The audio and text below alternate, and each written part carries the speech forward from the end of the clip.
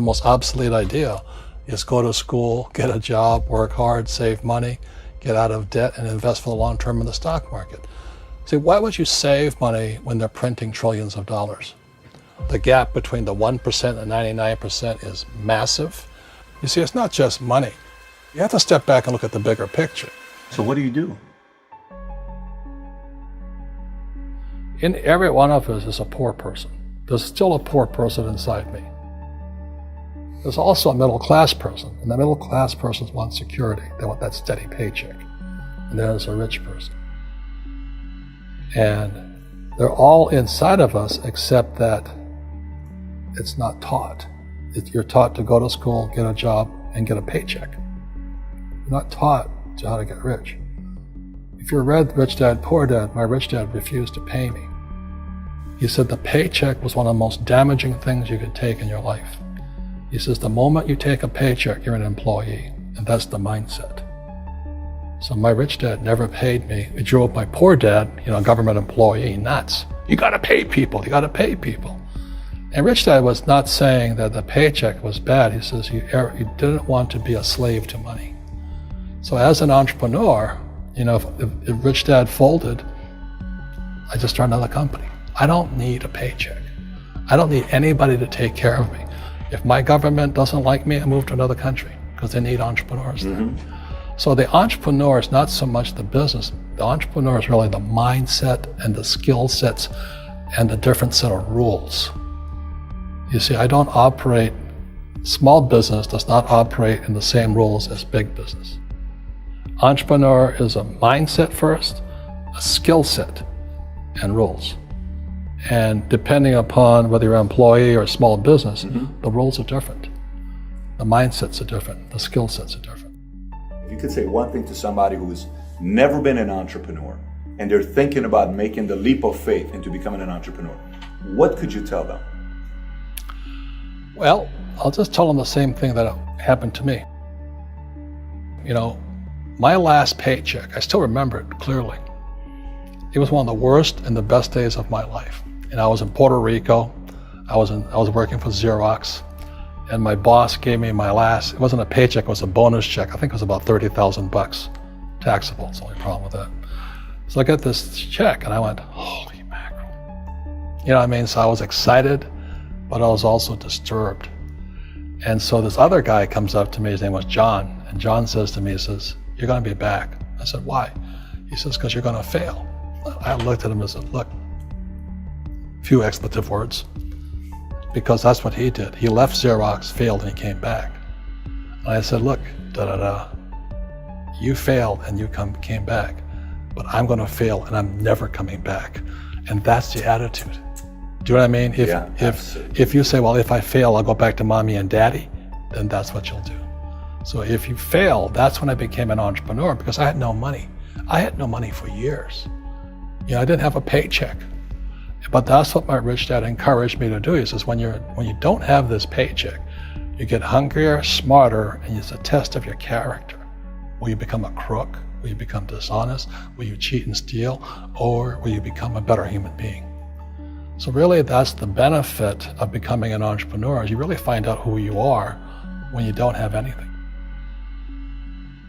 So you always have to look at the big picture. Too many people look at, well, what's going to happen to me?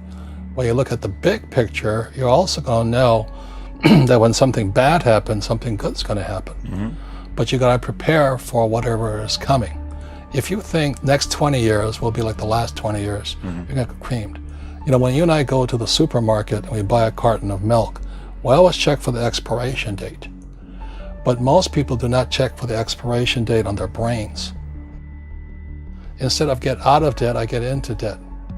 I just refinanced $300 million in debt. I went from 5% to 2.5% interest. I made a fortune.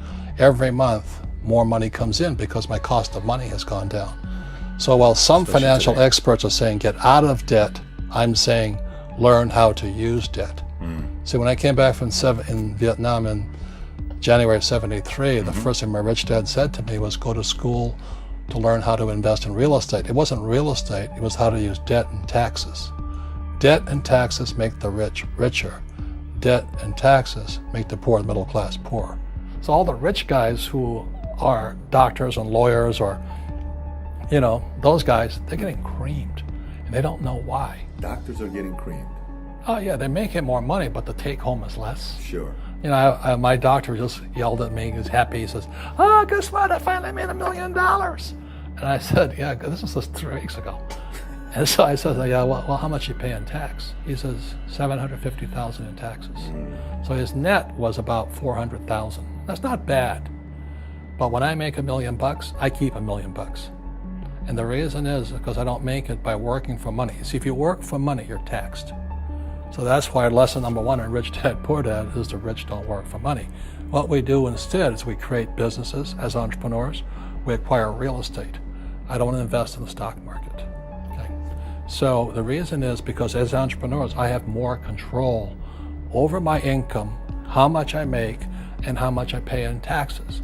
And because I'm an entrepreneur as well as an investor in real estate, I pay 0 tax. So every time I make, let's say, $1 million as an entrepreneur, I immediately invested in real estate. I have a 4-to-1 step up. So I put $1 million in real estate, I get $4 million from the bank. That's why I love banks. But the banks are screwing everybody else, terrible, but it's good for me. That's why you say when you print, it's good for you, but when you print, it's bad for people that work for money. Because when you print, savers get creamed and people who work for money get creamed. When they print, debtors get rich. You see, debt and taxes make the rich richer, and debt and taxes make the poor middle class poorer. When we have obsolete ideas, we get obsolete results.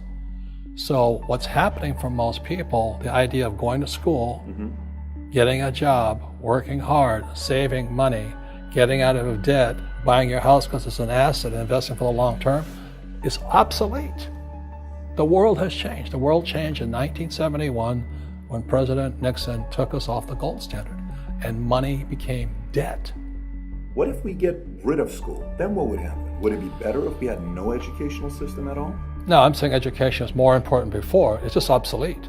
There's Moore's Law which states information doubles every 18 months. In other words, everything's obsolete 18 months.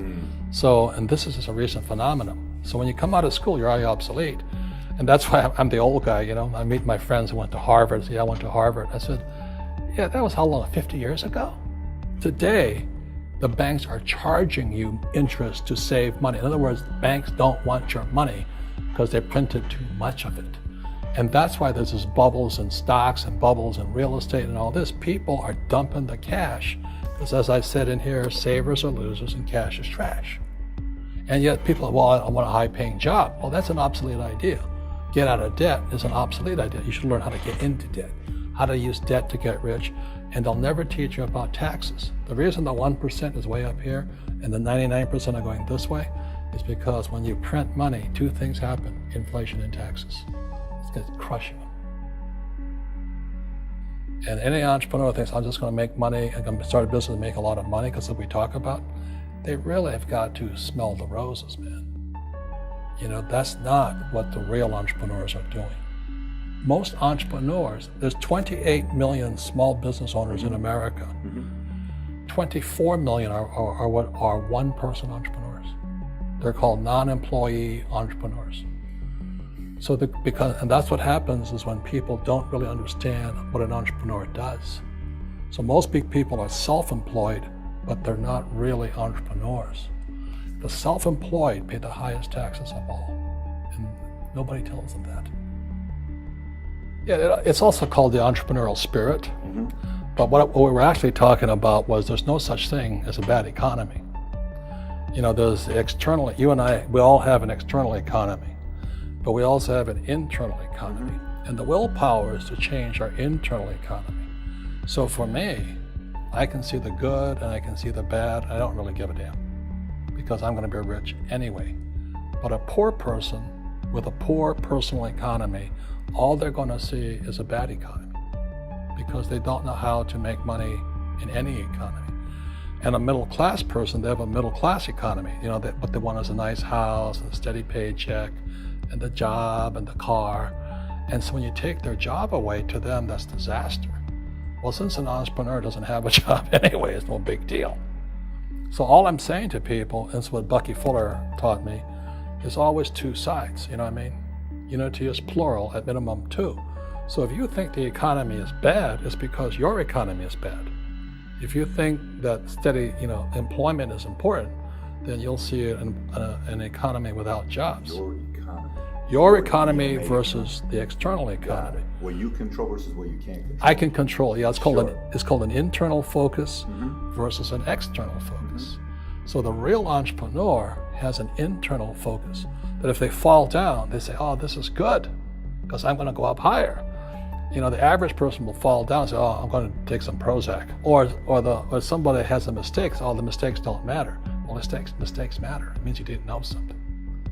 But a real entrepreneur, whether they fall down, they always can go up. They can stand back up and go higher. That no matter what happens to them, they get stronger and better and smarter and happier. But a person with a weak internal mindset is that they're so afraid of what happens, it generally happens. Like, people who are afraid of losing their jobs, they generally lose their jobs. You know what I mean? Yeah. So everything you can comes through you.